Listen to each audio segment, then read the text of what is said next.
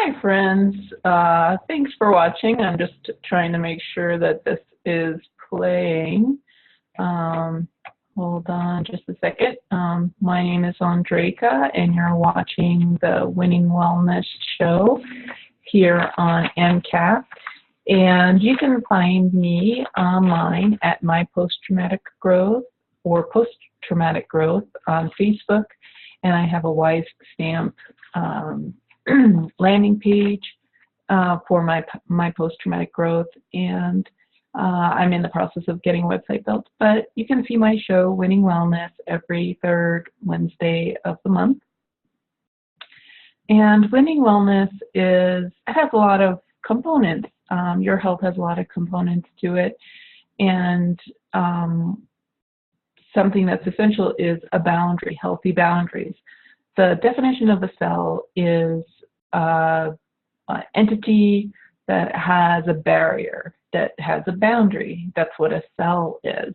And we are composed of millions and trillions of cells.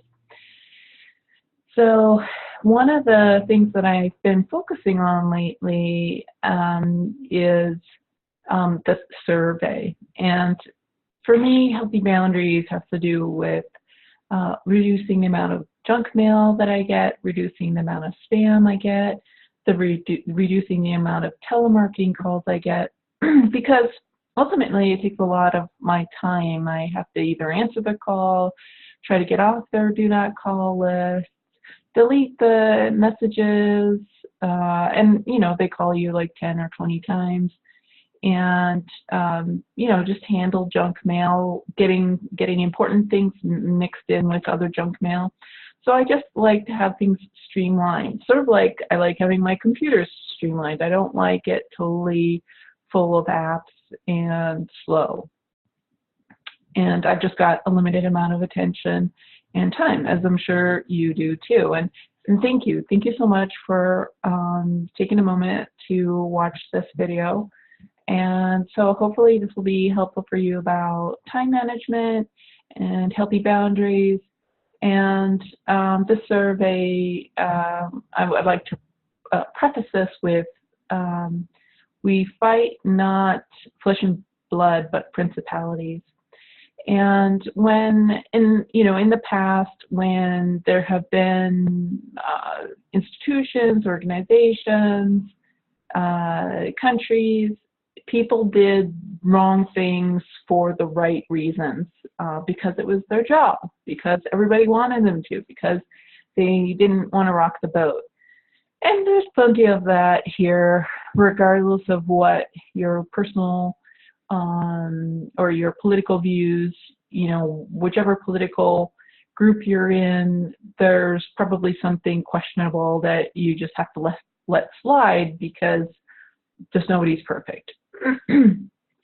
Anyways, so one of the things, so this is about a survey that I've been getting, and it's kind of interesting. It's kind of fun. I don't know how it will escalate, if it will, but so once every 10 years, ever since the beginning of the Roman Empire, I mean, thousands of years ago, they did a census. But this show is going to be airing in a couple days, and it is March 2019. So we are in between the decades. And nonetheless, I've been getting kind of harassed. I've been getting harassed to provide 28 pages of data.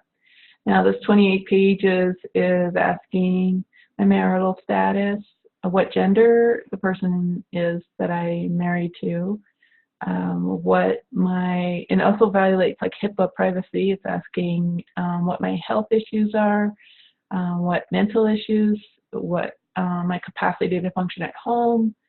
I believe it also asks what time of day you leave for work, how long is your commute.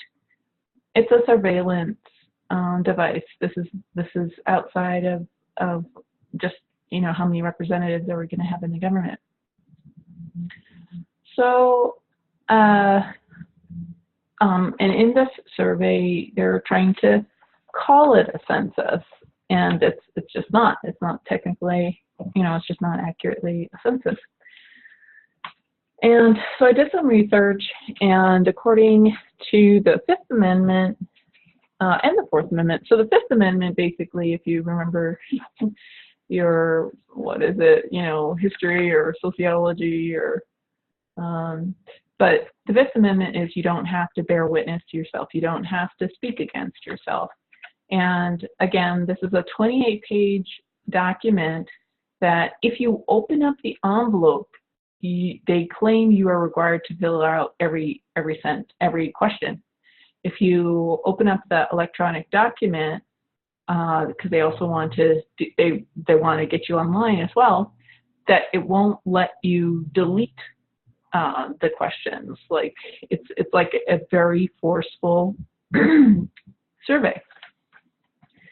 So I wrote a rebuttal, and so to this, regarding this survey, from what I understand, we are operating in the paradigm of commercial law. So commercial law means a workman is worthy of his hire. So we are, we're working people, different degrees. Some people are citizens, so you're subject to the empire. Some people are residents. Some people, I can't even remember all the things, but a person, individual, and a person is a mask. So a person isn't really a human being, spiritually alive soul. A person is an artifice. It's if you look it up in your dictionary right now.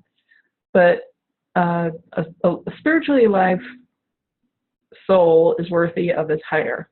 So you get to decide whether or not you want to be hired to answer a telemarketing call, to answer junk mail, to answer these illegal surveys. They are acting like a vampire. If you consent, to have them do what they will, like you have to consent. And so, in terms of healthy boundaries, it's important to be aware at the weakest link, because that's how vampires work. They kind of finagle in. They kind of con you. They con you in with your own politeness. They use your own politeness and courtesy to use the golden rule against you. So according to commercial law, a workman is worthy of his hire. All are equal under the law. So we all, even though we're one little person, we are equal under the law. In commerce, truth is sovereign, which is interesting, because if we look at politics and whatever, all the shenanigans that's going on, it doesn't seem like truth is sovereign. But listen to this. Truth is expressed in the form of an affidavit. So, and I wonder about words, disclosure, because it does seem like even evil people make statements trying to paint themselves as good people, as doing the right thing. If you look at all the communist or fascist or, mass genocide type of people, they did a lot of talking and they did a lot of publications and mass media stuff. But so truth is expressed as an affidavit. So if you're writing things down, that becomes truth. And maybe it's like the psychological thing, like don't believe everything you read. Maybe they're operating on this other level about the written word being kind of powerful. So an unrebutted affidavit stands for truth in commerce. So an affidavit is a letter, is a reply, is a bunch of words. An unrebutted affidavit becomes judgment in commerce. A matter must be expressed to be resolved. So a matter must be written in words on a piece of paper in order for it to be resolved. He who leaves the field of battle first loses by default. So whoever and like interesting, this like we're under commercial law. But somehow it's like we're in a battle, which is interesting. But he who leaves the field of battle first loses by default. So if you fail to offer a rebuttal to the initial affidavit, if you refuse to offer a bunch of your words on paper against the other person's words that are on paper, if you fail to do that, you lose. Sacrifice is a measure of credibility. I don't know what that means. Maybe it's a sacrifice of time in writing all this stuff. A lien or claim may be satisfied only through a rebuttal by counter affidavit, point by point, resolution by a jury, or payment to the performance of the claim. So, so when this survey, or when a telemarketer calls you, or when a junk mails your mailbox, you have to rebut it. You have to write a piece of paper saying, I don't want this, and just declare point by point why this is relevant. So when somebody is telemarketing you, doing a survey on you, junk mailing you, they're trying to apply a lien. They're trying to get a loan of your energy and your time. And you have to rebut that attempt, as I understand it. So I am rebutting, I am refusing to be hired by telemarketers, junk mailers, and surveys. Further, this 28-page survey that's asking about the minutia of my health, my status on a lot of different levels is cause for concern, because during World War II, the census data was what was used to incarcerate the Japanese people in concentration camps, like law-abiding Japanese people who happened to be living in America. They were put in concentration camps in California. And I have a friend whose both her parents were jailed in concentration camps when they were a kid in California. And it was a tremendously traumatizing, shameful experience for the people who didn't do anything wrong. They just happened to be, to be politically incorrect by their sheer existence because of that time in our country. And so I wrote my first rebuttal to the census because they were trying to, it's the census that's extending its reach. And I don't know if you can't really see that too terribly well, but what's interesting is in the census letter, it just says their address is Washington, D.C., 20233. So that's the first address. And then I got some more mail. Anyways, I wrote, so my Fourth Amendment and my Fifth Amendment protect me. There's more information. And if you're interested in getting a kind of like a more succinct copy of my correspondence for a short time, maybe for the next few weeks, just email me at, find me on Facebook at Post-Traumatic Growth or My Post-Traumatic Growth. I have a page that's Post-Traumatic Growth, a group that's My Post-Traumatic Growth. I actually have a new Facebook page, Supernatural Boundaries.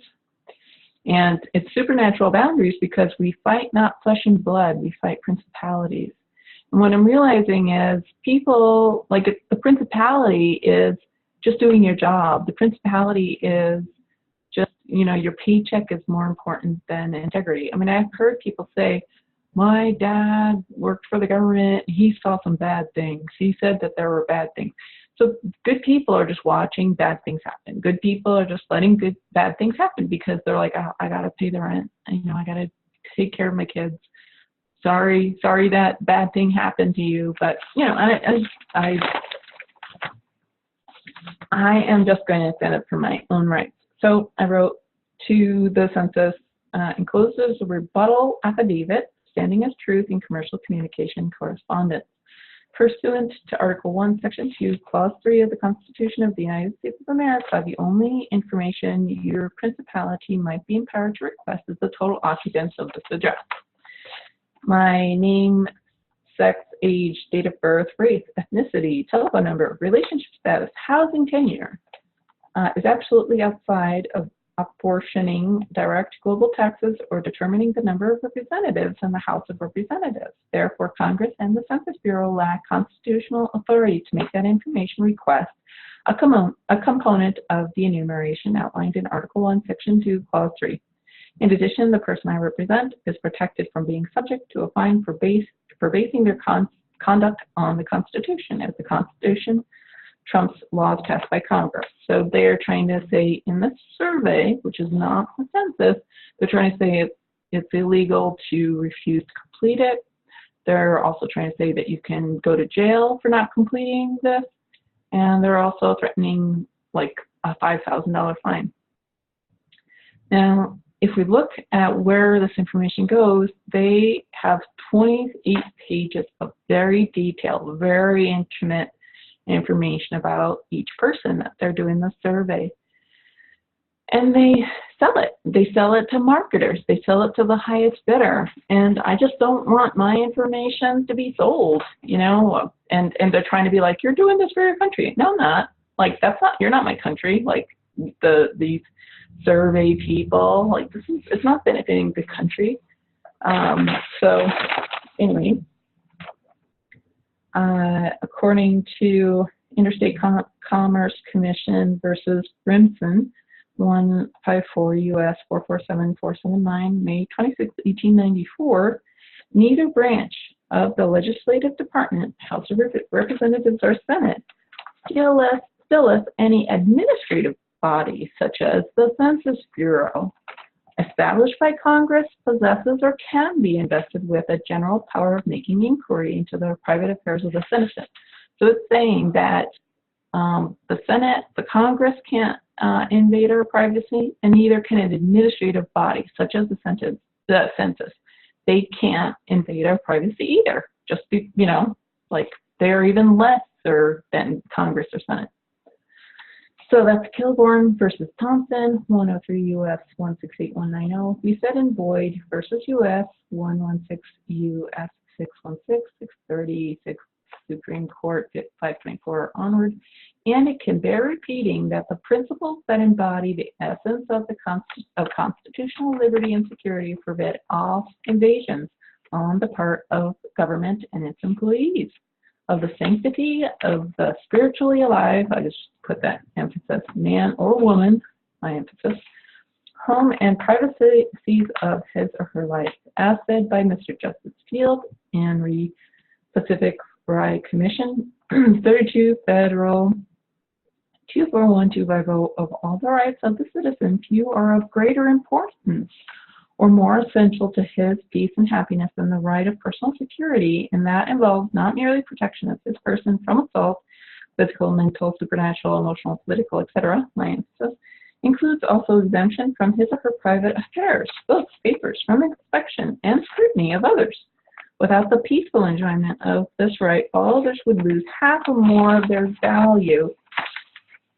Please note the United States Supreme Court case of Interstate Commerce Commission versus Brimson, 144 U.S. 447479, May 26, 1894, has been upheld to this date. Should the Census Bureau attempt to violate rights, complete the following paperwork and review the enclosed notice to all public officials.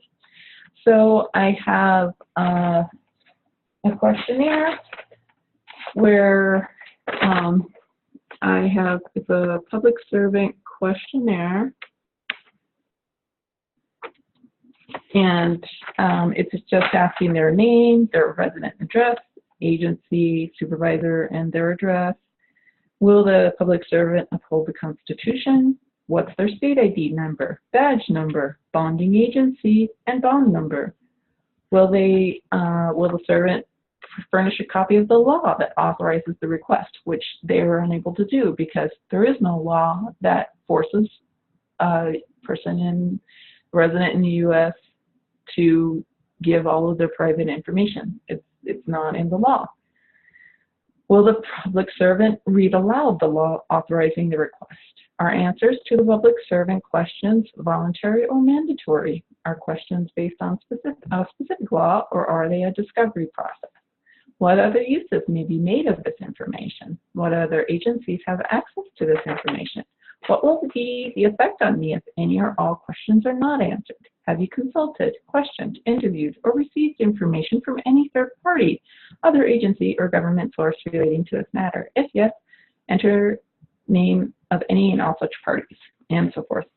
And the thing is, like, maybe the reason why I'm into this is because my father came from a communist country. It was a very fascist, very grueling, very invasive, like, I mean, just like, as I understand it, he was in the military and he did questioning, and that was his mode of operating when I was growing up. I'm like, I'm in America. I'm not in the gulag.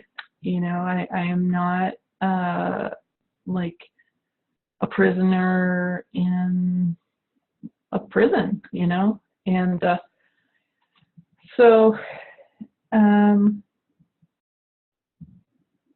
and when my older sister was in the Air Force, they did a background check on her because he had been in the Communist Party, and she was told she could never do like top secret stuff because of our father's affiliation. You know, like he's from Eastern Bloc country, and I mean that's fine. It doesn't matter, but you know, they do. I mean, the thing is, I'm just little old me. I don't want to have my information harvested for unknown parties' use. So it violates the Privacy Act of 1974, USC Section 88, Stat 1896, 1974, Title 42, Equal Rights Under the Law, and First Amendment and Religious Freedom Restoration Act of 1983. So, being that they may, you know, they said on the very first letter, by law you are required to fill this information out. So, law kind of translates into what's a crime. So, as I understand it, there's 3 classifications of a crime. It's you trespass, you're damaging property, or you commit injury. So by my refusing to give my 28 pages of answers to some survey, the government has not been trespassed. I have not damaged the government. I have not injured anybody. I have preserved my boundaries. As a matter of fact, I'm being a conscientious, spiritually alive person. So, and further, the subsequent harassment is like the government, the census, or the survey census people, they are trespassing. They've been knocking on my door. They've been stuffing my mailbox with requests. They've damaged my peaceful enjoyment because I'm like, you know, are they going to start knocking now? It did cause injury. So I sent this rebuttal, and within like a few days, within a week, the census sent me another. And again, they don't tell you what their address is. So we're in the regional office in Denver, Colorado, 80235. So, you know, they don't make it easy for me to do a rebuttal. And this is the census. Very nice paper. It has a watermark, but it doesn't have their address. Fortunately, I kept the envelope where they mailed it, and I got the correct address. So Kathy Lacey is the regional director, and she said that a representative came to my door. The representative knocked on my door, like bang, bang, bang. Interesting, her last name is Bangin. And she kept on knocking. I happened to be indisposed, and I thought it was some urgent matter, so I was hurrying out of the bathroom. And then I opened the door, and this lady tries walking into my house uninvited. So this is the American Community Survey, which they're trying to say it's the census, which is not. And she's trying to say that the authority is United States Code, Title 13, Sections 141, 193, and 221. The Constitution trumps the code, and there's plenty of other legal material, which I just quoted, that trumps this. So they're trying to say they're going to keep our information. They'll, they're not going to make it available connected to my name, and that if I have further concerns, I can talk to some manager. Now, I don't want to give my information. It's just like it's my information. It's my time, and it's my valuable information. It's a commodity, and I'm not selling it for free. So let me just see what the time frame we're in.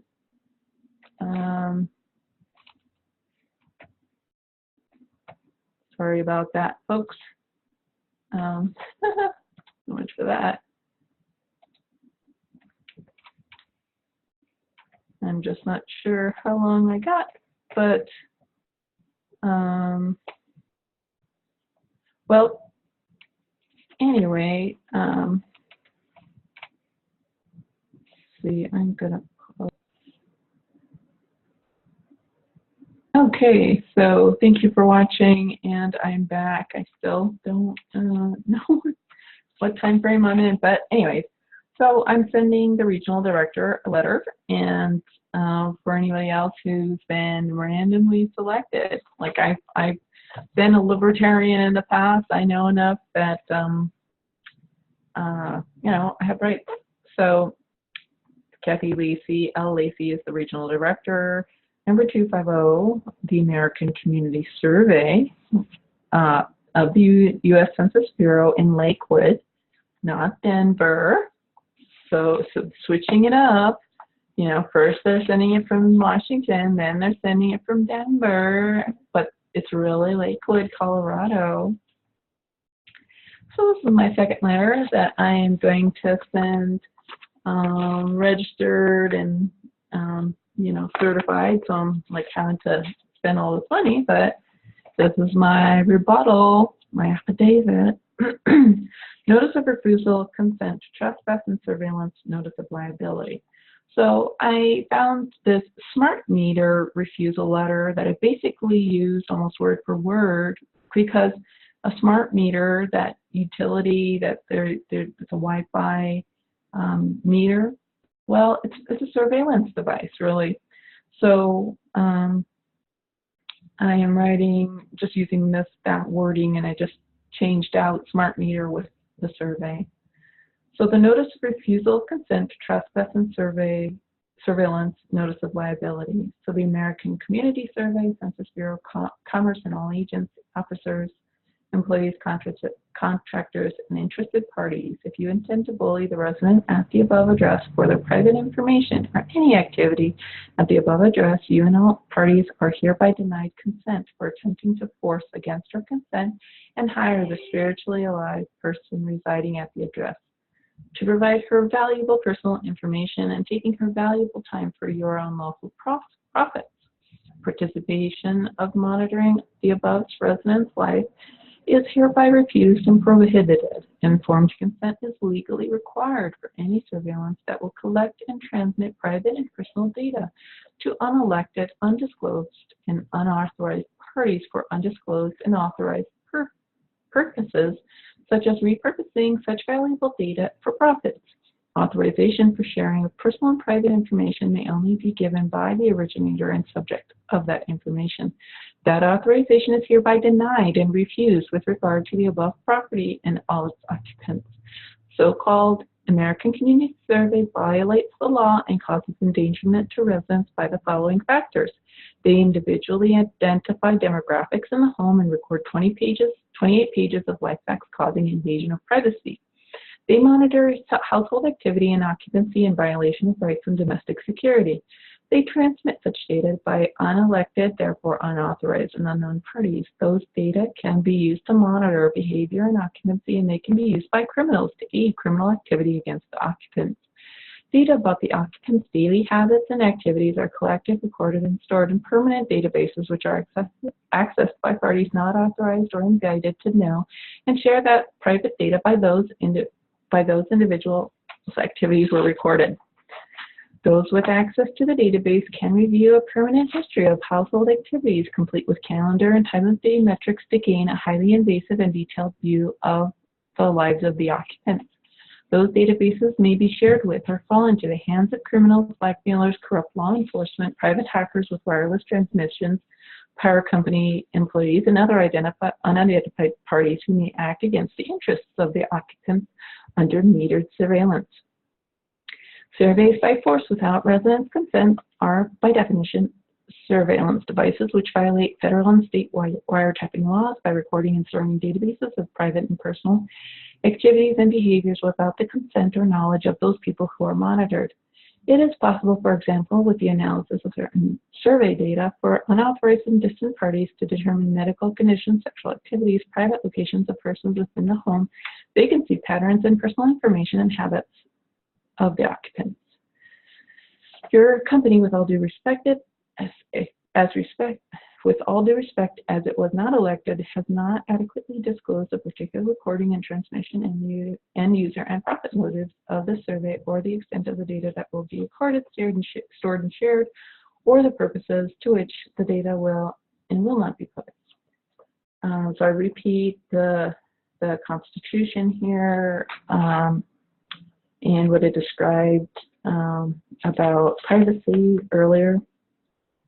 So I write, I forbid, refuse, and deny consent of any installation or use of any monitoring, eavesdropping, and surveillance devices on my property, my place of residence, my place of occupancy.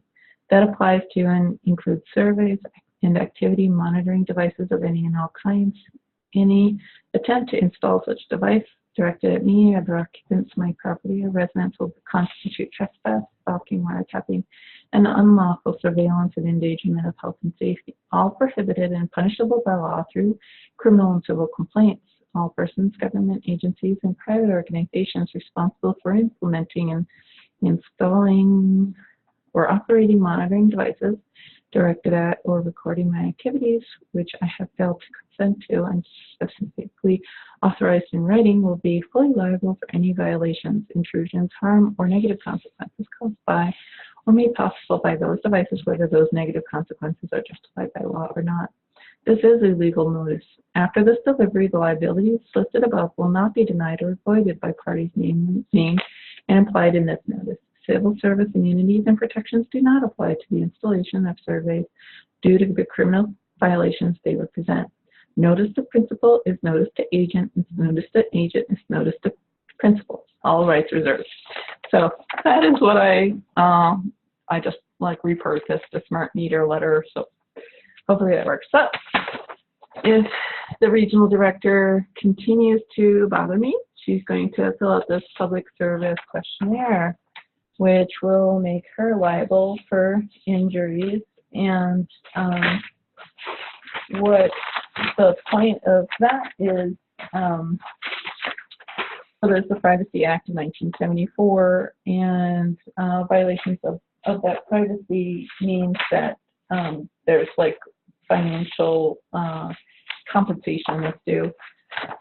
So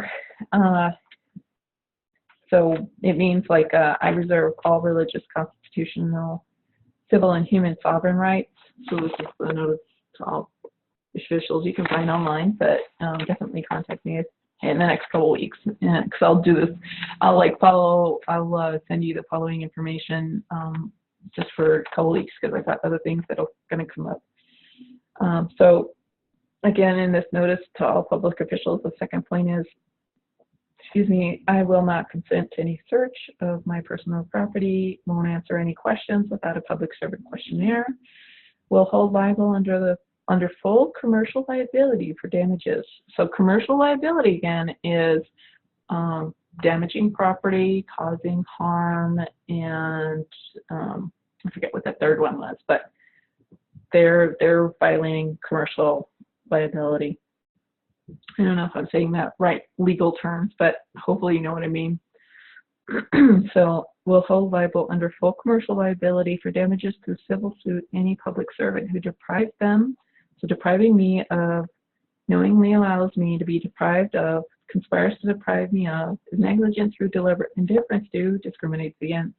These reserve unalienable rights pursuant to Title 42 Equal Rights Under the Law. Will exercise the spiritual tenets of their personal creed under protection of the First Amendment and the Religious Freedom Restoration Act. So it says I'm going to exercise my spiritual rights, and public officials who violate their oath to uphold the United States Constitution will be liable for civil suit, criminal charges, and class action lawsuits. So I had sent this in my first letter to Kathy Lacey, I think it is, you know, saying that she needs to be prepared to fill this out, and this is the consequences. So the fee schedule for violation is 20 ounces of 0.99 gold or its equivalent per violation of any of my unalienable rights under any and all circumstances, including those rights hereby claimed from a right to make use of roads, buses, trains, and air stations, right to contract, engage in trade, and habitation peacefully. So they're violating my right to have a peaceful, you know, occupation of my residence. So I had that notarized, and I will be sending this notarized document with the pre-filled out questionnaire for Kathy Lacey, so I'll have her supervisor's name, her state ID number. You know, she can try to furnish a copy of the actual law, which she won't be able to. And so, you know, we'll see how this paper shuffling goes. But this is about healthy boundaries, and the people are the voice of God. Like, we think that there's only like the president and the Congress and Senate and the Supreme Court, but we are the fourth kind of lawmaking body. You know, we are the people, and it's easy to kind of think we're just like one little person, and you know, have too much going on, and I totally understand that. And I mean, I have too much going on too, but I do feel like this is important, and I just happen to have this documentation kind of right here. So I'm just gonna see what happens. And again, it's about healthy boundaries, and I really am just more and more. I feel like we fight not flesh and blood, we fight principalities, and it's on a lot of levels. I think it's not just like thought forms, like, you know, doing bad things for the right reason. That's a thought form, you know, like things that bother you 20 years later comes up, you know, bad decisions. And I'm not even meaning like, you know, making a wrong turn or whatever. I mean, just like where you know better, you know, you could have done the right thing. And that's actually, if you're lucid enough, you know, like where we live in such a numbing world, it's very demanding and kind of cold and at times for some people. And so I don't blame you if you're kind of numbed out, because I certainly have been and can be. But being that I'm, you know, my focus is about wellness, and you can't be healthy if you don't have boundaries. You know, like the cells, if the cells didn't have walls, if there was no cell walls, all the internal matter of the cell would just be splattered and mixed with the other cells. Like if there was just no boundaries anywhere, like there wouldn't be life forms because you have to have boundaries for good autoimmune system, like leaky gut. That's a big thing you're hearing about, leaky brain, and like overgrowth of pathogens. And it's my belief that we need to also remind workers of the government what their place is, because they're just doing their job. They just want to get their paycheck, so they're going to do whatever anybody wants them to do that's going to ensure their paycheck. And it's my understanding that if residents of a town or a city or state, if people fail to protest, then the sociopathocracy, the sociopathocracy, the psychopathocracy, the narcissists that are in power positions, if they don't get any protest, if they don't get any flack, of course they're going to try to take more. Of course they're going to try to exploit, because that's their nature.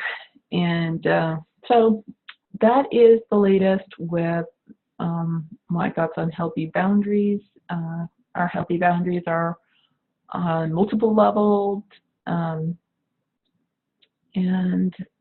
So if you'd like to get a copy of the public servant questionnaire or the documentation that I read, feel free to contact me find me on Facebook at Post-Traumatic Growth, or the Facebook group I have, my Post-Traumatic Growth.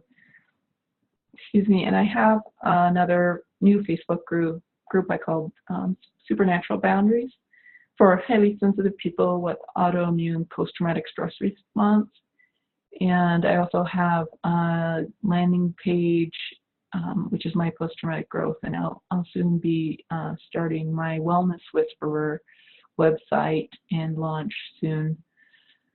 And you can watch my show every third Wednesday of the month and find me at the library. I host the Functional Forum by the Evolution of Medicine, which is, I stream like about 10 or 20 minutes of the highlights of that month's wellness talks. So, and you can learn more if you go to the Missoula Public Library reference desk. They can tell you what day I'm going to have that. And I do that once a month in the boardroom off of the Main Street side of the public library. So we'll see how long this video is, because I don't know if it'll fit into my time slot. But thank you so much for your time, your precious time, and your very precious attention. And remember, the most important real estate to anybody is those like 4 inches between your ears.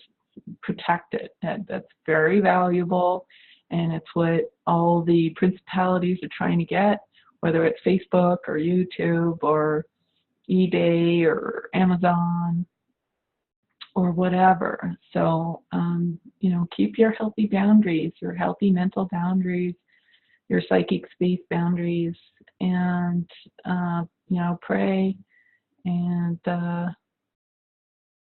be grateful.